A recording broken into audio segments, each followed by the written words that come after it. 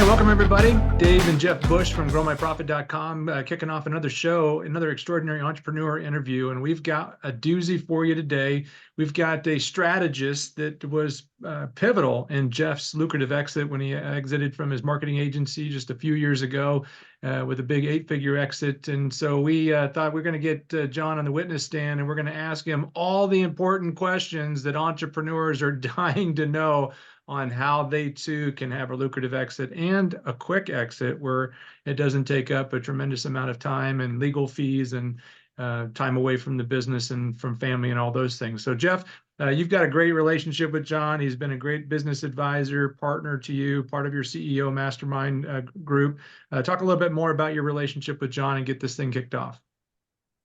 Yeah, so welcome to the show, Jeff Bush. So I met John because he was the leader of our CEO group 20 years ago. And when I owned a mortgage company and all of a sudden I had 70 employees and I'm, making $2 to $3 million a year and thinking I'm above my pay grade. This is crazy. This business is growing.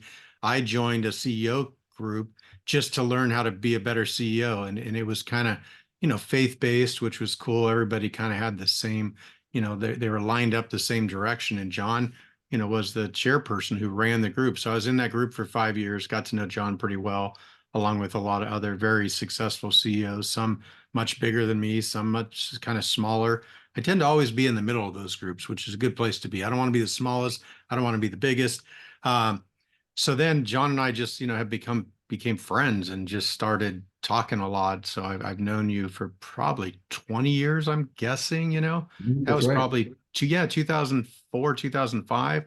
Yeah. So when I went to sell my ad agency, I asked John to help me. He's just really good in business consulting and strategy and, worked at a bank, did a whole bunch of deals. So he knew kind of that procedure, the things I didn't know.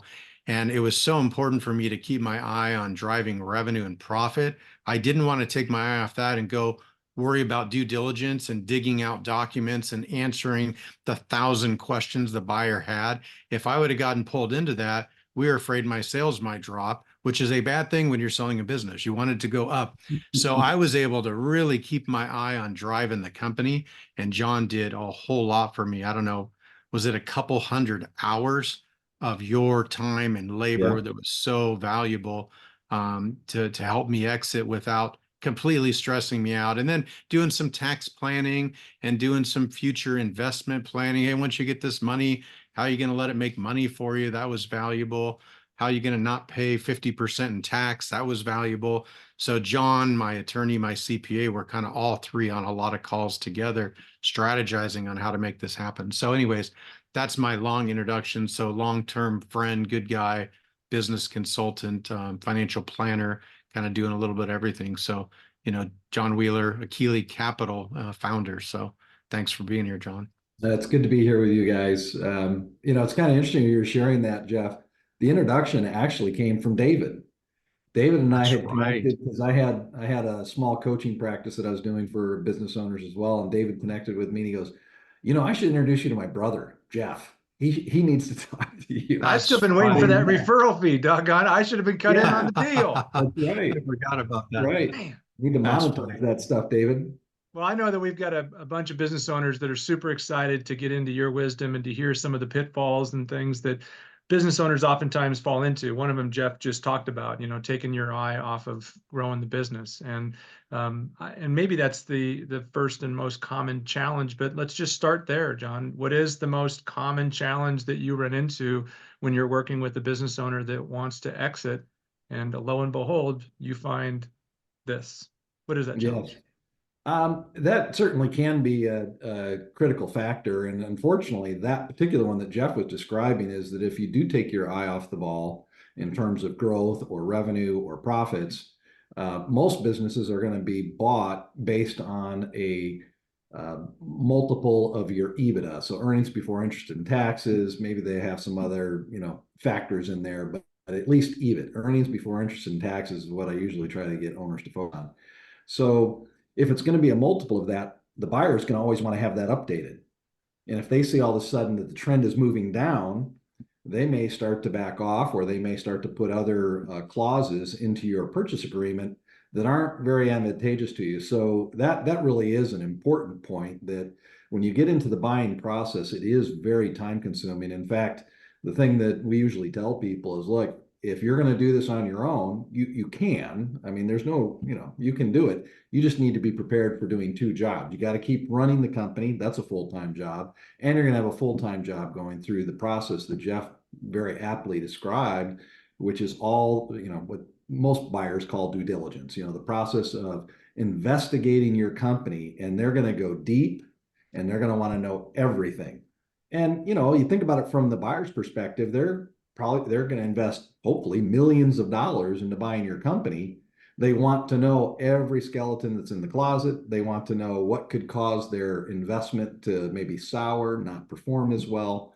So that is a full-time job. And we certainly, obviously it's the business we're in, but we recommend that you have a good team of advisors, and at least the three that Jeff mentioned. You've got someone kind of driving the process and the due diligence. You've got your transactional CPA that can weigh in on all the tax implications of it, and then an attorney or an M&A firm that's negotiating the deal with the buyer. So yeah, that certainly is a key part of it. What I have found, though, is the most challenging part of this is what I call the indispensable owner. It's this, you started the company, most likely, you've grown it. Owners often refer to it as their baby, or, it's something very special. And I get that. I own two of my own companies, and it's important to me to have a good company, and it means a lot to me. The challenge in that, though, this indispensable owner thing, is the owner is involved in every key decision. I can remember sitting down with one client. We were having an initial interview. Actually, I'm trying to remember. I don't think he became a client, actually, but we were having this interview, and he had his stack of checks and he's signing them. And so I paused. We're sitting as what are you doing? He goes, "Oh, I'm signing all the payroll checks." I said, "Really? You sign payroll checks? You hand sign them?" He goes, "Yeah, that's how I keep track and make sure no one's embezzling or stealing." And it's like, okay, that's one way to do it. There are other ways to monitor what's going on in your company financially, so that you don't have embezzlement happening, and it doesn't require you signing 50 checks every 2 weeks. That would be an example of an indispensable owner. He's participating in everything. So now a buyer comes along, and this is the most common thing that we see when the buyer comes along. They go, oh, okay, this owner is involved in everything. So part of the deal is you're going to have an earnout, and it's going to be substantial. It's going to be like half, we'll give you a 50% cash, and then the rest of it, it's going to be an earnout. And I actually had a owner tell me one time, just, kind of thumping his chest saying, yeah, these smart MBAs came along and bought my company, but they couldn't run it without me. So they needed me to stick around for another 18 to 24 months so I could show them how to run the company. And I'm thinking, you probably gave up $10 million in cash because Right. Don't be too proud of that. Yeah. I didn't say anything. It's like, okay, if you're proud of, the $2 million earnout that you got instead of the $10 million in cash you could have had and walked away, all right, it might make you feel good, but it's, from an outside perspective, that's what an indispensable owner looks like. And it kills the value of the sale of the company, because now the buyer has to figure out, how do I extract everything that's in that owner's mind that he does automatically, but he's going to be gone, right? We're buying him out. He's not staying on as an employee. So I need to get all that information out of that person and make sure we've got it built into a system in the company. Because if I'm an investor with hundreds of millions of dollars to invest, I'm not looking to buy your company so I can have a job. That is not, I don't need a job. And my job is to buy companies and sell them and make money, not to buy a company so I can be the president CEO. So hopefully that makes sense. And that's one of the things that we always try to get owners to look at, is think like an owner, and think like you were going to be selling, if you were a buyer buying your company, what would you want to see? As opposed to, this company can't run without me. That's the last thing you ever want to say about your company, because if you're saying that, the value is going, if I'm the buyer, I'm dropping the value because I've got one key person. That's not a good investment. I want to say something really quick. Grow My Profit is helping a business. Let's just say he's in the battery business, but he sells 5,000 batteries a month to golf courses around the country. And I was talking to him. He goes, "Well, my business did $5 million last year and made 500 grand. So I'm going to sell it on a multiple of 500 grand. But this year I slowed down a little bit because lithium batteries, some changes. But he was looking at last year's financials thinking he was going to sell off last year's tax return. I'm like, well, there's this thing called trailing 12.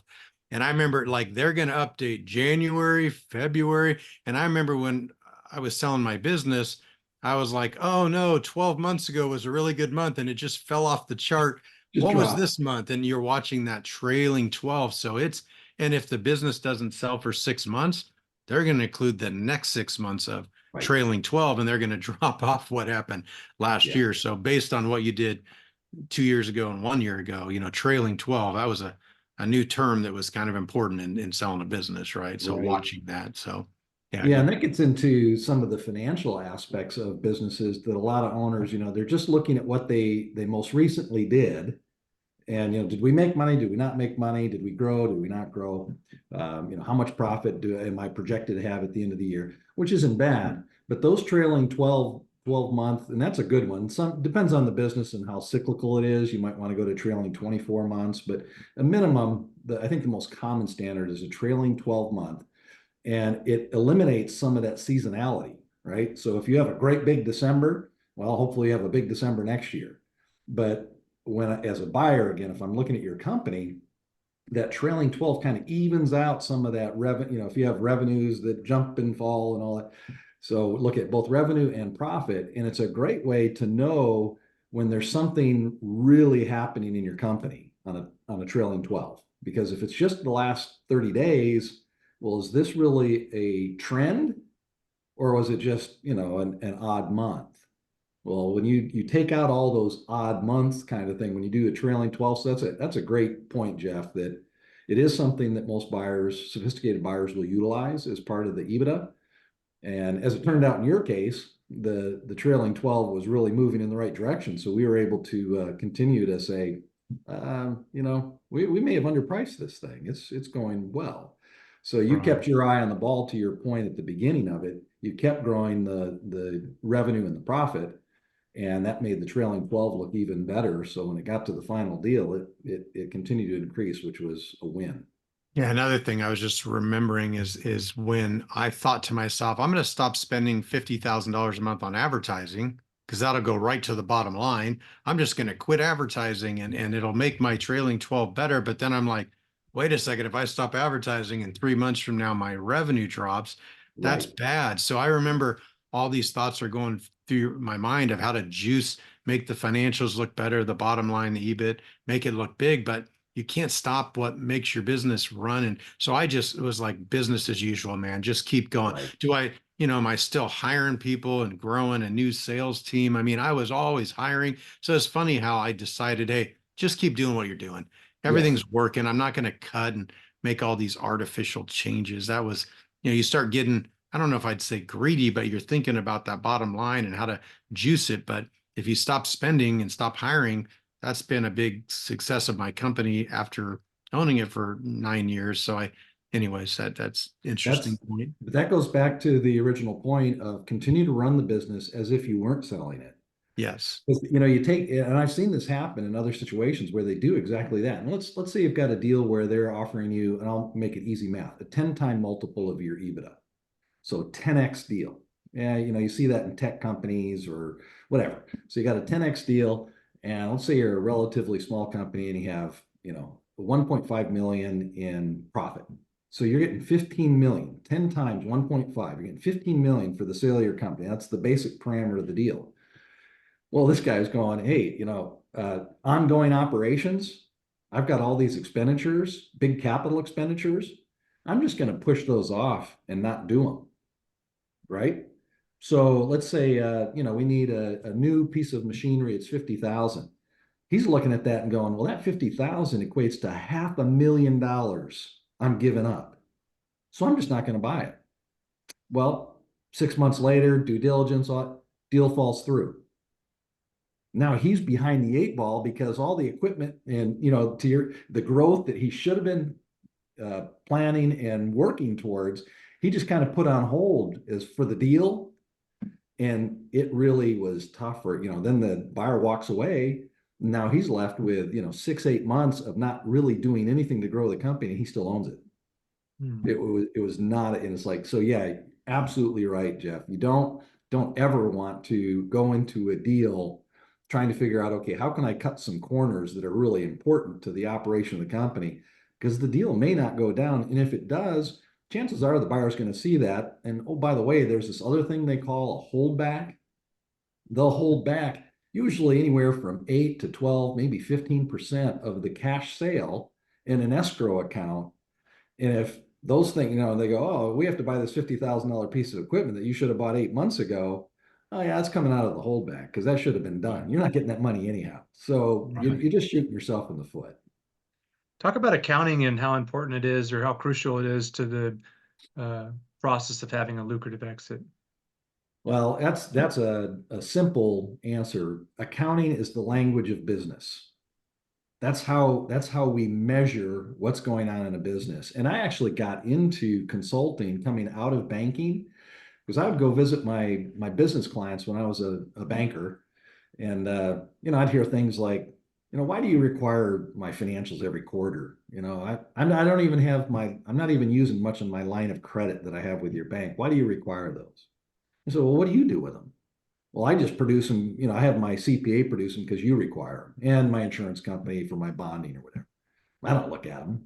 It's like, you don't look at your financials? He said, I don't need them. I know what's going on in my company. The fingertip. I'm managed by walking around. I know, and they're a lot of times that's the truth. They really do know what's going on. Right. But when it comes to buying a company, if I'm the buyer coming into your company and you say, I know what's going on in my company, well, that's great that you know what's going on, but I have none of that knowledge in my head as the buyer. I have none of that experience. So I'm basing it on what I can see documented in black and white, and that's accounting. So another key piece in this is a lot of small businesses that start small will start on a cash basis. It's just simple accounting. And oh, by the way, that's the way our taxes get done. So our CPAs are always transferring our accounting to cash basis to make determine how much tax we owe. Well, business are almost, I don't think I've ever been involved in a deal where the accounting was done on a cash basis. It's always on accrual. And again, some small to medium-sized business, that's a nightmare to have to go through. And so, well, let's spend the next couple of years getting it on an accrual basis because that's what they're going to demand. And you're going to spend the time with the buyer. If a buyer comes along and says, yeah, we think we want to buy your company, they're going to try to transfer it all to, they're not going to try, they are going to move it to accrual because that's how they determine the ebb and flow of a business.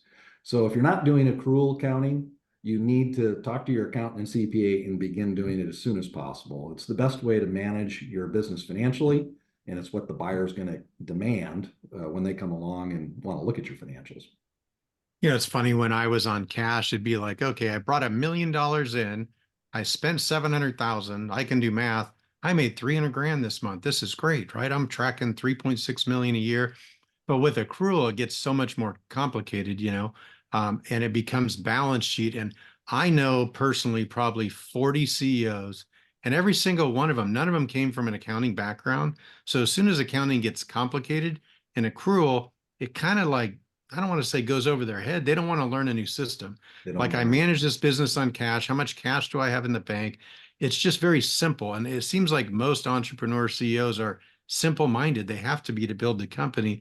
If they're CPAs, they can't build a company. They're more of like doing the account. So it's like important to know that. So I remember switching to accrual, and I would still keep a set of books on cash because I understood that. Accrual got just more complicated, and I learned it, and got better at it. But you did. yeah, switching it to accrual. Yeah, there was things in your business, for instance, and you had a great business model. And we talked about this a lot as we were preparing for that. Your business model was you got most of the cash payment up front before you had an expenditure other than the sales and business development, right? Right. So most businesses, they have to create inventory. So there's capital expenditure for that. Then they got to store the inventory. Then they go out and sell it. And when they sell it, the buyer says, well, I want, 15 or 30-day, 45-day terms. So now you ship the product and 45 days later you get paid. So you've Yeah. got the cash flow window that you're going, okay, and, I'm working with a client right now where that's one of the challenges. It's like, you need to prepare to have enough cash to be successful, not have slow sales, but be successful. Because if you sell all your inventory and you get paid for 45 days and now they're saying we want more, where's the money coming from? You're going to wait 45 days till the cash comes in to produce more inventory? You're done. The distributors say, yeah, so long, you can't meet our demand. So and we call that, we in our CEO group that Jeff was talking about, we used to call that growing broke. You grow so fast, you outstrip the capital you have available to continue to grow. And then you run to the bank and go, and I saw this with even small businesses. They'd come to me and they'd say, hey, I need some money. I just need a short term, I just need a bridge loan for the next 30 days. And it's like, well, you understand banks don't like taking risks. And you just described it. You don't know how to run your company. You ran out of money and now you want the bank to cover.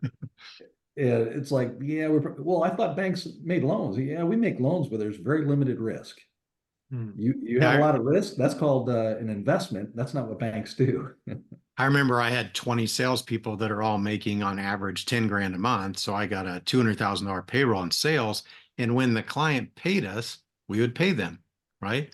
But real accounting says you can't pay them until the job ships out the door, which might have been 2 to 4 weeks later. So we had to adjust, I'm getting paid up front. I had a huge cash flow, so I don't mind paying the salespeople early, but we wouldn't count the revenue till it shipped out the door. And there's like a 2 to 4 week delay there. That was a Right. big difference. And a lot of companies go through changing how they pay salespeople, and salespeople love to get paid later, right? Like, I got the money and pay me now. I want my paycheck, right? Sales. We were a big sales organization. So moving to accrual and paying commissions on shipped revenue was a big Right. difference, Yeah, So that was. anyways, That's a Yeah, lot of has to do with yeah. the power of perspective, right? I mean, knowing what you know and what you've just shared, the people that are watching this are going, okay, so now I have a different perspective on why I should go through that pain or go through that challenge or that complexity, because it's going to end up changing the path that I'm on, and it's going to typically change the pace of how fast I'm going to get there, or how quick of an exit I can have,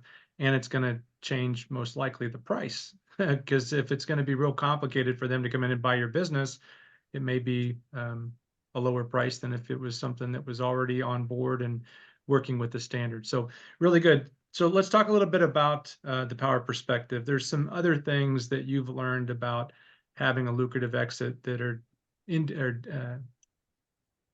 they're indicated by a individual business owner's perspective. Talk a little bit more about that. Well, you've hit on one of the things, Dave, which first of all, if you're setting up these systems at the front end, and Jeff just mentioned, he was building a sales organization. So he came out of sales. He goes, I know salespeople want to be rewarded when they close the deal. They don't care about the fact the product hasn't shipped. So I'm paying them right now. Well, the challenge with that, as you move to accruals, he mentioned, is you pay the salesman and you pay them 100% of the thing, and then for whatever reason it doesn't get shipped or gets delayed, or in the process of the sale of the company, they're going, well, wait a minute, you already paid all this money out, product hasn't shipped, you haven't even technically you haven't earned it because the client doesn't have the product yet. So now it changes the way Jeff had to go back and say, okay, we need to modify our sales bonus program, how we're doing this, right? So that it lines up with when the company is actually earned, and that's what we call unearned revenue versus earned revenue. And so one of the elements that goes in that is you have to have either outside, if you don't want to pay for a high level controller, accounting person, you have to have, I recommend a lot of companies go to an outsource for that, but you need that high level of accounting perspective to understand how to shape your bonus plans, when should you be taking profits out of the company as the owner. Those are all things that come out of it.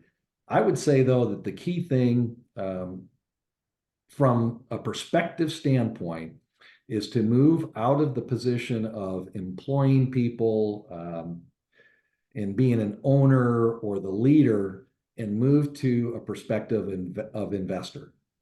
If you think about it as an investor, you as an owner have taken some of your capital, maybe some family and friends capital. You've taken that capital, you've invested it, and now you're trying to create a system of some sort, a business system that the marketplace says, hey, the way you've taken capital and human resources and some raw material, whatever that might be, and the end product you have, we're willing to pay you, a multiple or a margin above what it costs you to produce it. And that's, so that's gross margin. You subtract all your expenses out and you make a profit. Well, as an investor, you should be thinking about how much capital did I invest in this and what am I getting as a return on my capital? Most owners miss that investor piece and they just go, well, I made money and I can continue to operate next year. So I can continue to employ people and I can continue to pay myself. That is an owner thinking. So that's continuation of a business, but it's not investor thinking saying, how much money have I put into this? And am I getting any return on that money? So the shift there, it's subtle, but it's so critical that owners start to think as an investor. So when you go into big corporations, they're always talking about return on capital, right? Because that's what the investor gets. So we pay all of our people, we have some profit, we've got debt, so we've got to pay debt, we've got to pay interest. What's left over that goes as a dividend or as a profit to the shareholder, the investor? And if there's no return going to the investor, as an owner, then you're just taking a lot of risk to run a business and you're getting no return for your money. That's a piece that well, wait a minute, I got paid a salary. And so, yeah, you could go get a job somewhere else and probably get paid the same salary and not risk all your capital. Yeah. So that shift on thinking like an investor, and when owners start to do that, they start changing the way they look at the company. There's two things that I see happen there. One, they start to look at, am I getting a return for my money? Because if you're getting a return for your money as an owner, a buyer is going to get a return for their money when they come buy you. And it's going to be clear. We're going to know what that return is. The second thing is they stop thinking about how they can increase their pay and think about how they can increase the value of the company. So ultimately, when this mindset really takes place, I've seen clients where they no longer have to be the president, CEO, main operator. They hire really good professionals to do that, pay them well, give them bonuses, find ways to retain them, and they can kind of manage their investment portfolio, the business, from an island in Hawaii and just, send me the financial reports. Let's do a Zoom call once a quarter. I just want to help shape guide where this company is going. And they live on the profits, not on a salary. Jeff, you really made that shift. I mean, your first couple of businesses, maybe not as much as your last exit, but what was the shift in your mind? Or I'm sure that you had to do certain things that were uncomfortable to go from a me to a we strategy and to build a business that works because the business works, not because you work all the time. What was the thing for you, Jeff, that was the shift when you started letting go and delegating and deleting things from your to-do list and giving more people the opportunity, even if they weren't as good as you, to do the job? For the last 20 years in business, the two big businesses that I founded, started from scratch and built, I want to take Fridays off. I got a boat. I got dirt bikes. I took off every Friday for the last 20 years. So if you're going to work a 4-day work week, guess what? Friday, a lot of crap hits the fan on Friday. And if I'm there, I'm fixing it. If I'm not there, someone else has to fix it. So just in order to schedule my day where I could work maybe 4 10-hour days. I mean, I'm still at home answering emails on the weekend, like but I remember if I want to set this business up to where I have a good life for 20 years, I'm going to work 4 days a week. I've got to empower some other people to be able to fix problems. It can't all come to me. So I think just out of pure necessity that I want to be in business for myself, make a lot of money, but I don't want the business to own me. And working 4 days a week really helped, because Fridays, when everything hit the fan, other people had to figure it out.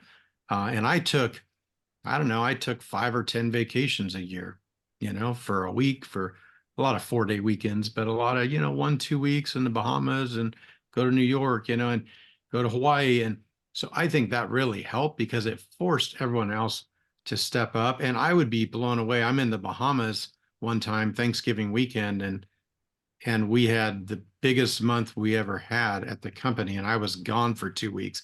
And that was like, wow, this thing's actually kind of running without me. This is great. And it's great if you want to sell a business. So I don't know, it kind of just, I forced it, and then learned to adjust and be like, and I wasn't so emotionally connected to the business anymore. This is a business.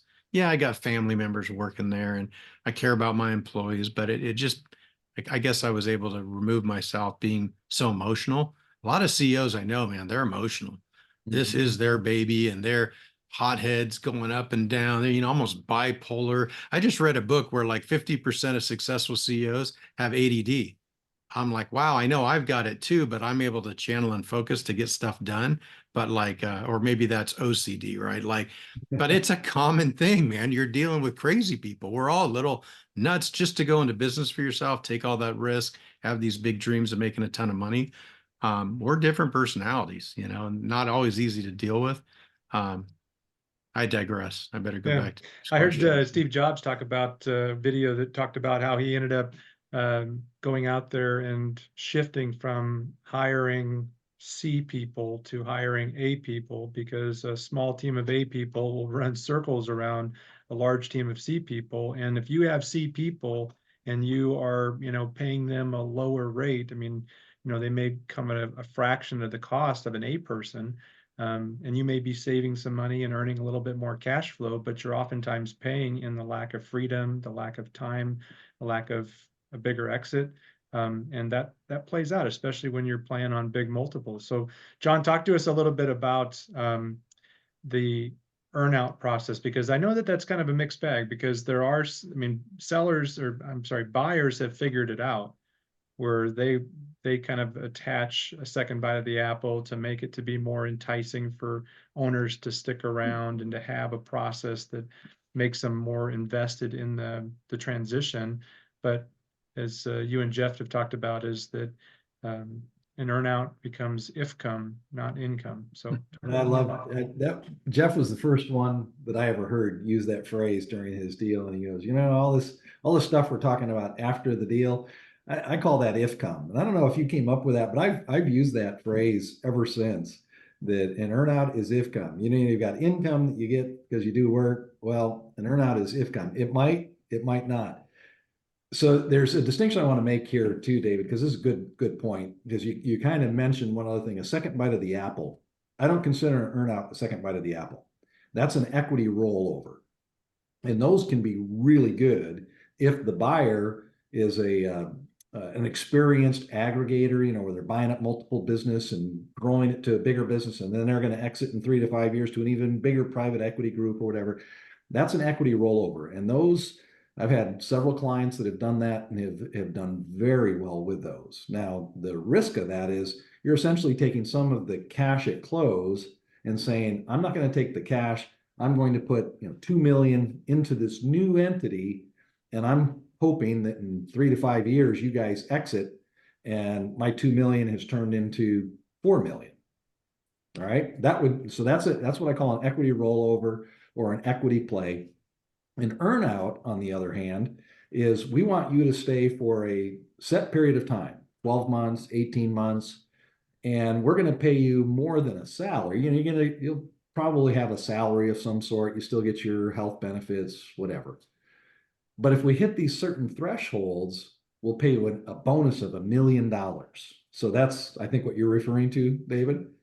Well, there's two challenges with that. One, I've already talked about, is if they need to keep you around to hit that, I would suggest that you probably haven't built the systems that they can exit you 100%, because most buyers don't want the owner to stick around if they don't need them, right? They have plans for the company and they're going to make some changes, and this becomes a real rub for a lot of owners, especially as you described, Jeff, the ones that are kind of emotionally tied to the people in the company.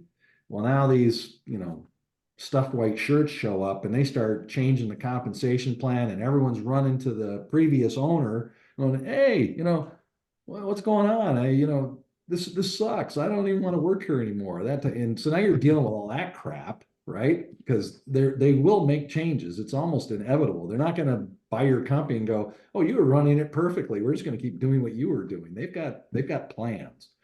So that's one element of it. The second element of it is you don't control the company anymore. They do, whoever they are, right?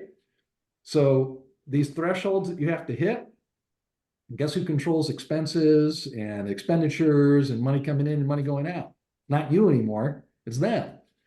So if you do have a buyer who goes, we just don't want to pay this $1 million bonus, they probably can make the numbers work so that you don't hit the threshold. You get paid your salary. You're not getting the $1 million bonus. They just say, see you later. And so a lot of owners walk away from that very frustrated. They don't know how to run my company. So now you're butting heads with whoever the senior management is. I'm not going to get the numbers because now my people are quitting. So we're not going to hit the threshold. And it doesn't usually go well on the earnout. Now that's not always the case, but I always caution my clients when they're going into that. If they're demanding an earnout, we've missed something, right? There's either we've missed something about them, or we've missed something about building systems in your company that they shouldn't need you anymore. So we're always careful about that. And to Jeff's point in that phrase, that's if come. You might get that bonus, but you might not. The rollover equity, carrying back a note, those things usually have some tax advantages. You'd want to talk to your tax experts on that. But so let's say I'm going to give them a $2 million note. So I'm not going to take the cash up front. I'm going to give a $2 million note. They're going to pay me interest every year. And if they exit or at some point in the future, they have to pay me the principal. The beauty of that is in most situations, I don't have to pay tax on that $2 million until I get it. Where all the cash you receive, which we'll probably want to talk about before we get done today, all that cash, it's a big tax bill. Yeah. Jeff, is there anything that you would share with the people that are watching this video today, without giving too many details about your own personal transaction, but if you could have changed something to make the transition better for you? I know that it was a challenge when, like John talked about, is that they came in and now you're no longer the owner, you're no longer making decisions on expenses and marketing and things of that nature. Anything that you would have changed, or anything that you would tell the business owner, be careful about this? My deal was exactly what I wanted it to be and went exactly the direction I wanted it to go. So I have no regrets, no changes. 10 years of my life invested in this thing and I got pretty much what I wanted. So I don't go back and think there's anything different I would have done. Something that just came up in my mind, though. A friend of mine just sold his ad agency for $20 million. And he got 15 million in cash, 75% in cash, and he had a $5 million earnout. And when he was at the closing table with the buyer's attorney and his attorney, the buyer's attorney told him, listen, just so you know, you're not going to get that. And he was like, what are you talking about? I'm not going to get that. He goes, I just want you to know, you're not going to get that. And he was kind of like taken back, like, I can't believe they're talking about this at the close of the deal. And I think this attorney on the buy side just had seen it so many times where the owner didn't get his earnout. So he was kind of setting his expectations that, and sure enough, this is actually a few years ago. So he didn't get his earnout, and he was kind of counting on that. I just found that shocking. But these guys had bought enough companies. They didn't want the owner to have his expectations up. Like you said, they can pencil you down. And so anyways, more upfront is always better. I know when we listed the company for sale, we had offers that were bigger, that were 50% cash and 50% earnout. And we took a little bit smaller offer to get a lot bigger chunk in cash without violating my NDA. I can't talk in great detail, but I got a lot more than 50% in cash, which was great. Just made me feel better. So Talk Well, and about staffing. Because you ended that's up, important to understand too, though, that cash is cash in hand at close. Everything else, we can't predict what's going to happen to the economy. We don't know what's going to happen to interest rates. We don't know what's going to happen to the market. There's so many things that can affect any of those things, even if everyone is above board player. So yeah, that's an important element to understand. And you want to have good counsel on that, not from the buyer, from your own team, that help you understand what that means and what is your number, because we do say, hey, whatever cash you have at close, that's all you're guaranteed. yeah. Everything else is maybe, and might be a good maybe, but it's all speculation at that point. Let's jump over and talk about staff and communication with staff and retention of staff, because obviously you have an ethical standard. You're communicating with your employees, and if this is a 60 days to 6 month process, is that there's conversations that are happening. There's, communication that's taking place. I come from the world of football, and when the coach leaves, and that was the guy that recruited me, that's a hard thing to swallow, because it's like, hey, you knew when you were in my house you were leaving, or that you were talking to other people. Why didn't you tell me that that was on the table? So, John, how do you handle that from an ethical standpoint of obviously not being able to talk about it and to protect the business asset and the lucrative exit you're wanting, but then also being in good relationship with employees? Right.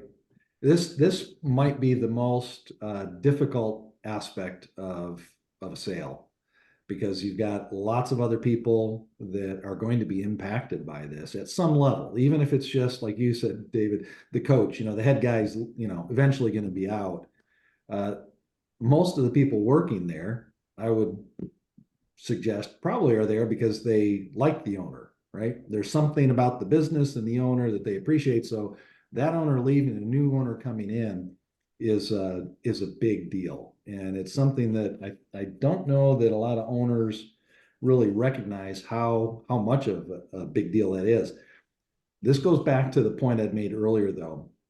If you think like an investor versus an owner, or the key operator, one of the things you should have been doing is having conversations with your people and having programs in place that retain good people, whether you're there or not, right? So do you have good compensation systems in place? What are bonuses? How are the bonuses designed? Are they tied to performance? Are they tied to profitability? Or are they kind of arbitrary? If you're really paying attention from an investor standpoint, those will be the things you're thinking about. Where it gets difficult in the sale is that you may be limited on what you can communicate. And if you don't have those systems in place that are going to retain people, then what happens is the news kind of gets out, and then people start to make up their own story about how this is going down. And you can lose some of your best people very quickly, which obviously is going to have an effect on the value of the company. And the buyer knows that. They've already talked to you about who your key people are. So that would be there kind of two aspects of that. One is, how are you retaining people anyhow? And do you have good retention systems in place? Because if you don't have that, that's something you need to start, if you think you're retaining them by the force of your personality, well, good for you right now if you want to keep operating, but now you're selling it, your force of personality is leaving, so are they. Everyone's jumping ship. The other thing that we talk about with owners is you need to control the narrative. So you do need to keep the process kind of under wraps. And here's one other key thing is, are any of your employees owners themselves, minority share owners? I don't ever recommend it. For most of the companies we work with, we say, do not give equity. You can do bonus. There's lots of ways you can retain people without giving them a piece of the company. But if you have done that, you have a legal responsibility, a legal obligation to bring them into these conversations, which can be kind of dicey. They may say, yeah, I don't want you to sell the company. I don't want to sell my shares. So that's one of the reasons we don't recommend giving up equity in your company to try to attract people. And I know in the tech industries, they do that a lot, but now they switch that up. They're not actually giving equity. They're giving what they call profits interest, or they're giving phantom stock.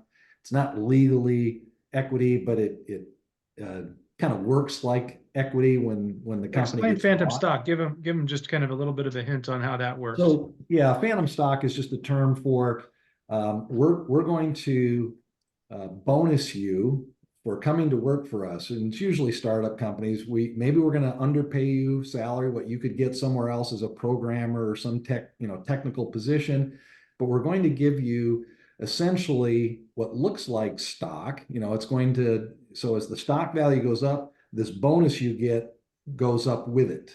So it kind of tracks like stock, but you're not actually getting equity in the company. But it's a contractual obligation on the part of the company, on the part of the owners, that when they sell, they get this bonus paid out to them that would have been the same thing as if they had owned equity and the shares sold. But they call it phantom stock because it's not really, you don't have You don't voting get rights. voting rights. Yeah, you don't have voting rights. You don't have any interest in the company, but you're going to get bonused out, and it's a contractual obligation on the part of the company. Profits interest is another one that's commonly used, where as profits increase, your bonus increases, and that would be true at the exit as well. So there's some other ways that you can retain people. There's multiple programs that you can talk about with an expert on that.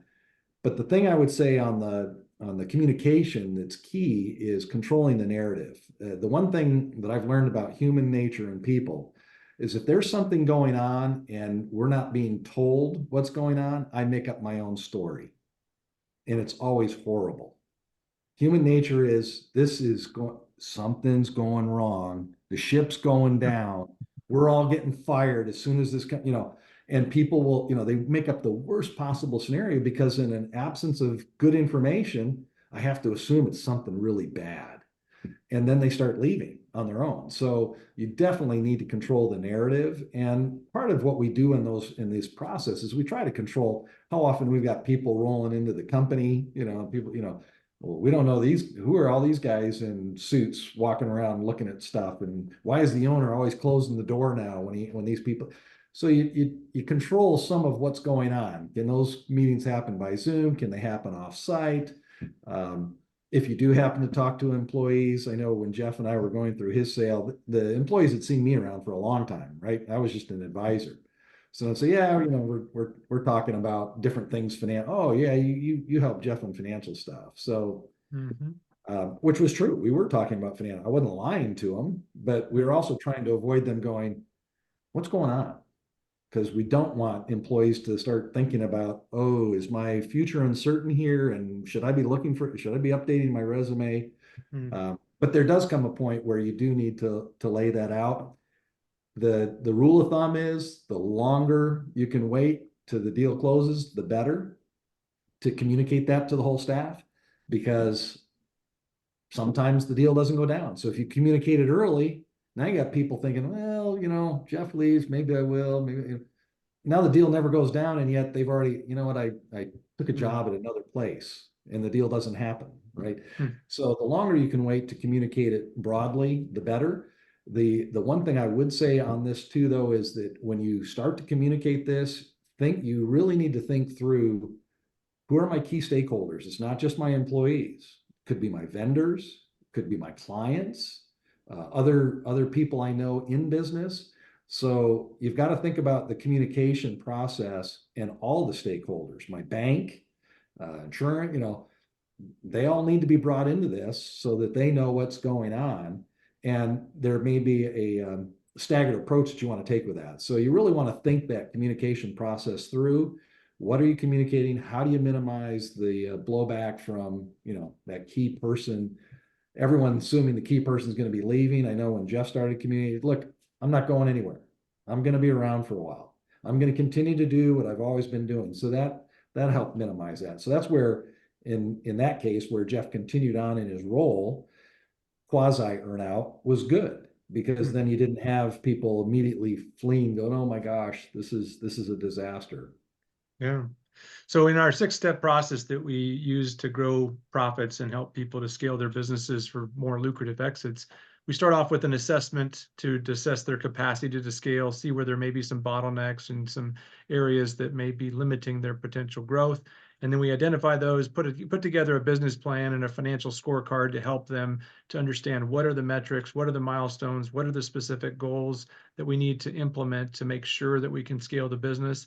And then we talk through marketing strategies, improving marketing, improving sales, moving towards leadership, and really developing a culture and a team that can sustain without the top leader being in the building or being in the organization full time. And then the last piece is operations. So Jeff, before we give this last question to John, anything that you want to share about Grow My Profit and how you believe that you can help a business to scale and to have a more lucrative exit?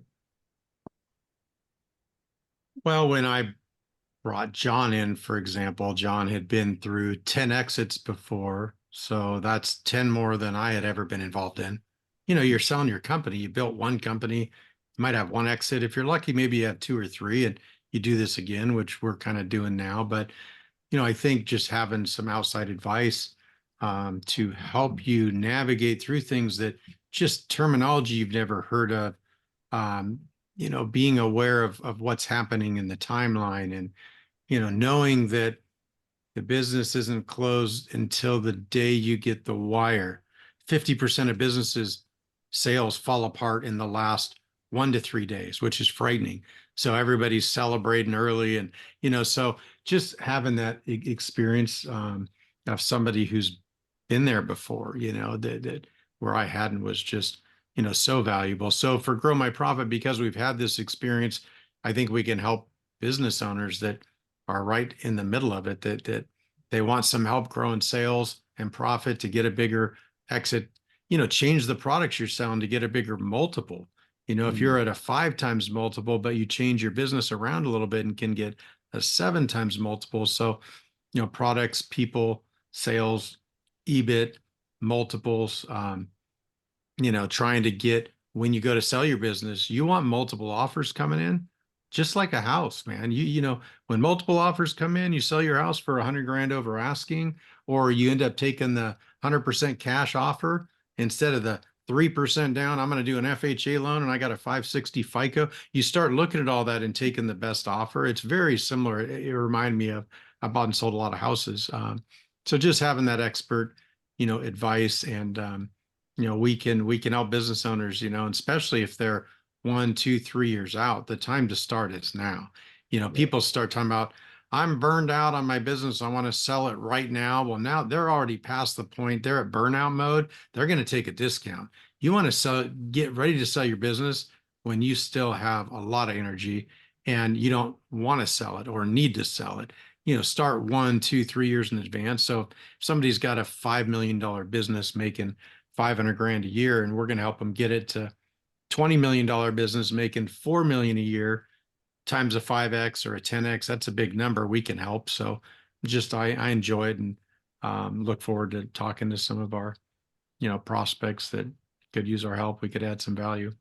Yeah. Well, when you look at a middle school or a grade school football team, there's not a big team of support there, right? There's a couple of dads, there's some help out, coaching the team.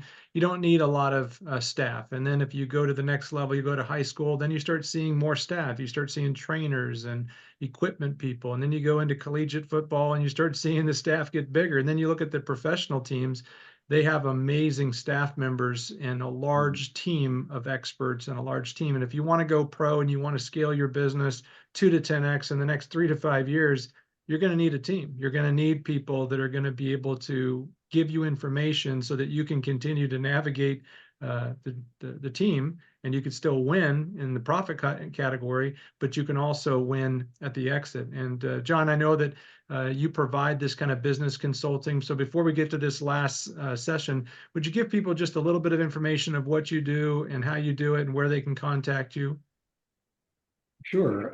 So Akili Capital, it's easiest just to spell it out. It's Akili. Akili is a Swahili word that means smart and intelligent. If you go to the website, there's a whole story about how we ended up with that name.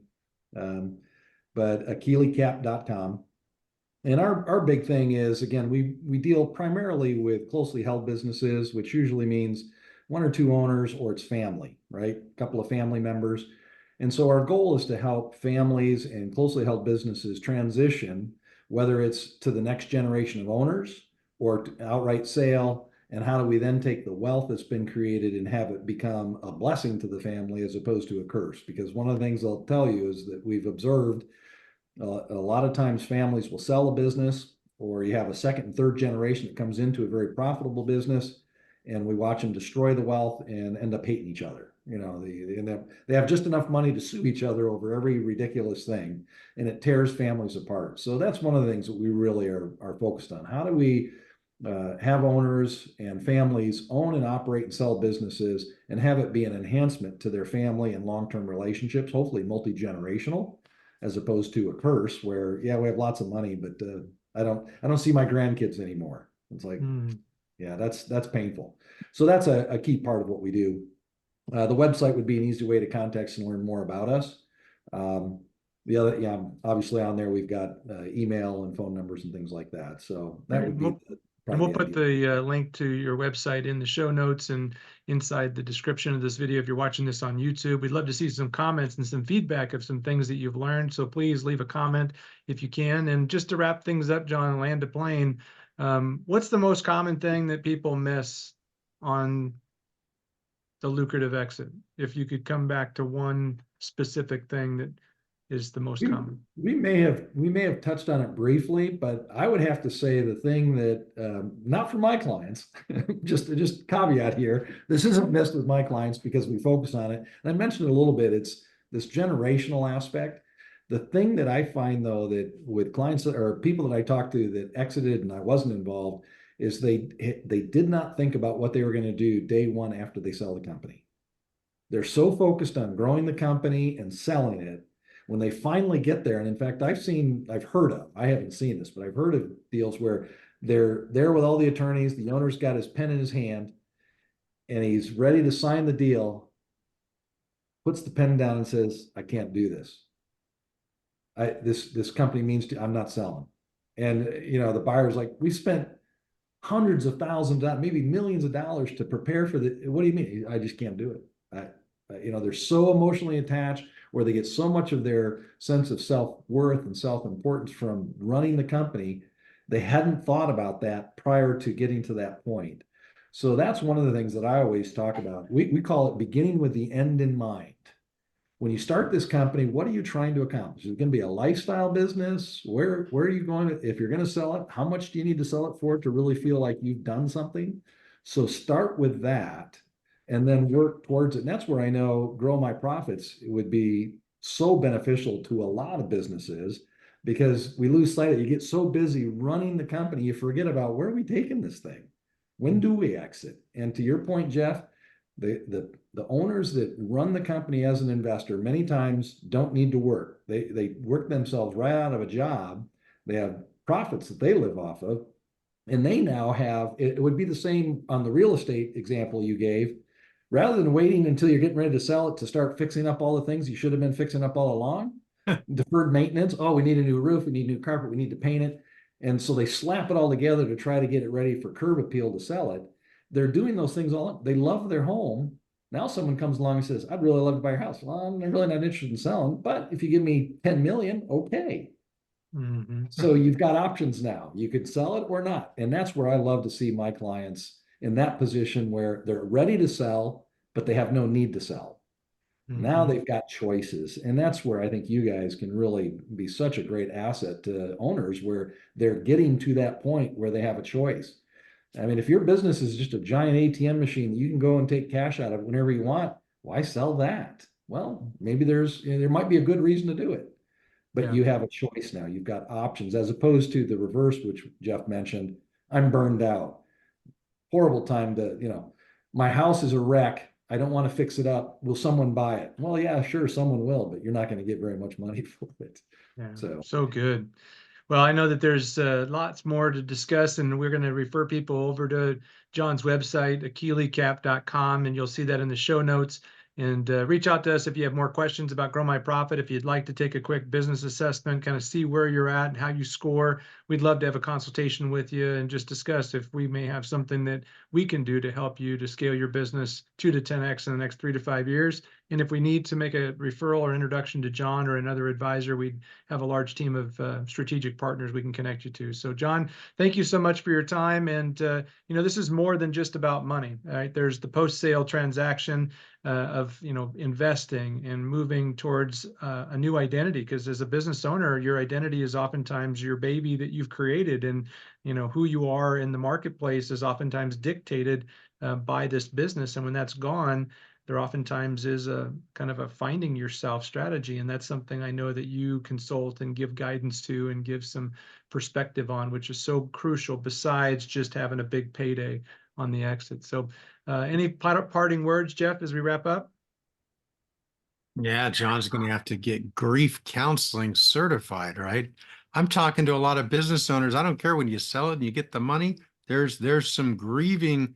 You didn't lose your business. You got paid to sell it, but there is some grief. And I've talked to a couple of people that have had to go get counselors afterwards. That's crazy, but I get it. I mean, there's definitely a loss. All those employees I had, some of them were friends, and maybe they weren't friends because we're not hanging out today, right? That's kind of an interesting thing. It's interesting. So yeah, it's good to talk to people that have been through it and just have some feedback, so all that doesn't come as a shock. I think that's good. I'll end with this kind of joke that one owner, sells the business, goes, hanging out at the house. And he said, my wife said to me the other day, she said, I married you for better, for worse, but not for lunch. Get out of the house. I thought that was great, because that's what happens. Like, you can only lower your handicap on your golf or go play tennis so much or travel the world for 6 months. And then it's like, okay, now what? Yeah. Entrepreneurs are not going to sit around watching soap operas. Yeah. Right. Good words. Well, thanks so much, John. Thanks everybody for joining us. And again, leave a comment on your best takeaway, and we look forward to connecting with you all soon. Thanks for having me. Thanks.